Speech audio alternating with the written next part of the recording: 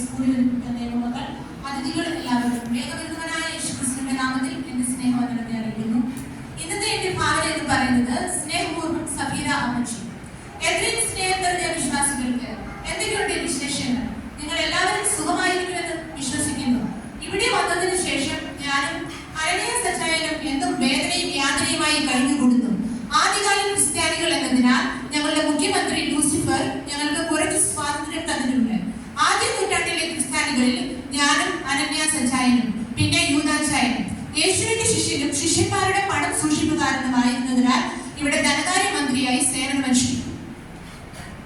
ഒന്നാം നൂറ്റാണ്ടിൽ ഞാനും അനന്യ സച്ചായനും പത്രോസ് ഉപദേശിയുടെ പ്രസംഗം കേട്ട് രക്ഷിക്കപ്പെട്ടു.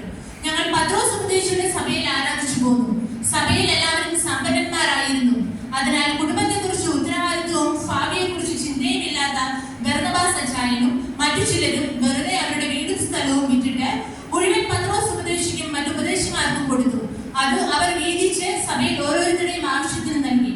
സഭയിലെ പലരും ഇങ്ങനെ ചെയ്തപ്പോൾ ഞങ്ങളും അത് ചെയ്തില്ലെങ്കിൽ ഞങ്ങളുടെ അന്തസ്സിനും അഭിമാനത്തിനും ഭംഗം വരുമെന്ന് എനിക്ക് തോന്നി. അതിനാൽ വീടും സ്ഥലവും വിൽക്കുവാൻ അനന്യ സച്ചായനെ ഞാൻ ഒരുപാട് നിർബന്ധിച്ചു. അങ്ങനെ വീടും സ്ഥലവും വിറ്റു. ഞങ്ങൾ പ്രതീക്ഷിച്ചിട്ടും അധികം പണം ഞങ്ങൾക്കും ലഭിച്ചു. പണം ഞങ്ങൾക്ക് കിട്ടിയപ്പോൾ ഞാനും അച്ചായനും കൂടി ഭാവി കാര്യത്തെ കുറിച്ച് ചിന്തിച്ചു. പുതിയ വീടും സ്ഥലവും വാങ്ങണം, ഒരു വാഹനം മേടിക്കണം, അങ്ങനെ 100 കൂട്ടം കാര്യങ്ങൾ ചിന്തിച്ചു. നമ്മൾ എന്തിനാണ് നമ്മുടെ പണം പത്രോസ് ഉപദേശിക്കും മറ്റു ഉപദേശിമാർക്കും വിശ്വാസികൾക്കും വീതിച്ചു കൊടുക്കേണ്ടത്? നമ്മുടെ ആവശ്യത്തിന് ദൈവം നമുക്ക് പണം നൽകി, അത് നമ്മുടെ കാര്യങ്ങൾക്ക് ഉപയോഗിക്കണം എന്ന് കരുതി ഞാൻ അതിനെ പിന്താങ്ങി. ആ രാത്രിയിൽ ഞങ്ങൾ പണം എണ്ണിത്തിട്ടപ്പെടുത്തി ലഭിച്ച പണം ഞങ്ങൾ 2ആയി വീതിച്ചു.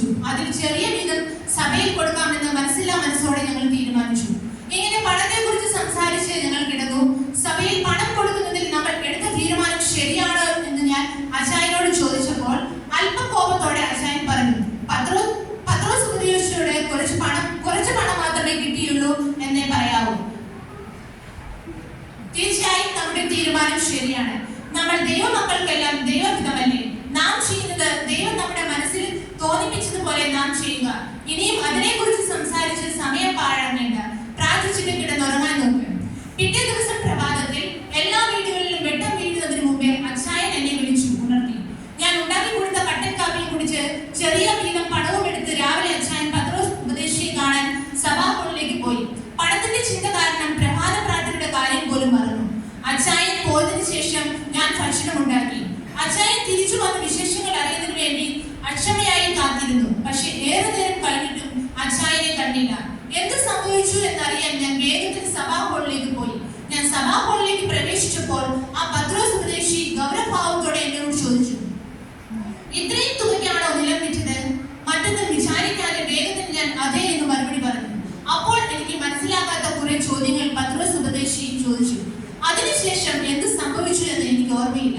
പിന്നീട് എനിക്ക് ഓർമ്മ തിരിച്ചു കിട്ടിയപ്പോൾ അനന്യ സച്ചായനും യൂദാച്ചായനെയാണ് ഞാൻ കണ്ടത്. എന്താണ് സംഭവിച്ചതെന്ന് എനിക്ക് ഒരു പിടിയും കിട്ടിയില്ല. സ്ഥലം ആകപ്പാടെ മാറിയിരിക്കുന്നു.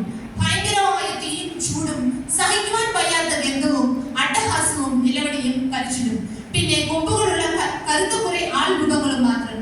ഞാനാകെ പേടിച്ചുപോയി. അപ്പോൾ അച്ചായൻ എന്നെ ആശ്വസിപ്പിച്ചുകൊണ്ട് പറഞ്ഞു, നാം ഇപ്പോൾ ആയിരിക്കുന്നത് ലൂസിഫർ സിറ്റിയിലാണ്. വീടും സ്ഥലവും വിറ്റ പണത്തിന്റെ ഒരു ഭാഗം മാറ്റിവെച്ച് ബാക്കി പണം മാത്രമേ സഭയിൽ കൊടുത്തു.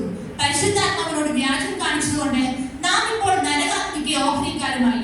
ഇത് കേട്ട് ഞാൻ ഒരുപാട് കരഞ്ഞു. അങ്ങനെ ചെയ്യേണ്ടായിരുന്നെന്ന് ഇപ്പോഴും ഞാൻ ഓർക്കും. പക്ഷേ സംഭവിച്ചു. പ്രിയ ദൈവമക്കളെ, അനുഭവത്തിൽ നിന്ന് ഞാൻ നിങ്ങളെ ഓർമ്മിക്കട്ടെ. നാം തെറ്റുകൾ ചെയ്യുമ്പോൾ ചെറിയ തെറ്റായാലും വലിയ തെറ്റായാലും അതിന്റെ ശിക്ഷ അനുഭവിക്കേണ്ടി വരും. മാത്രമല്ല പരിശുദ്ധാത്മാവിനെ ദുഃഖിപ്പിക്കുന്ന തെറ്റ് ദൈവം ഒരിക്കലും ക്ഷമിക്കത്തില്ല.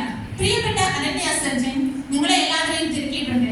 ഇതോടെ കത്ത് നിർത്തട്ടെ. സ്നേഹപൂർവ്വം നിങ്ങളുടെ സഫീര അമ്മച്ചി. അഡ്രസ് വേണ്ടിവർ എഴുതിയെടുക്കുക. മേൽവിലാസം സഫീര അനന്യാസ്, സാത്താൻ കുഴി house, Lucifer PO, Lucifer city.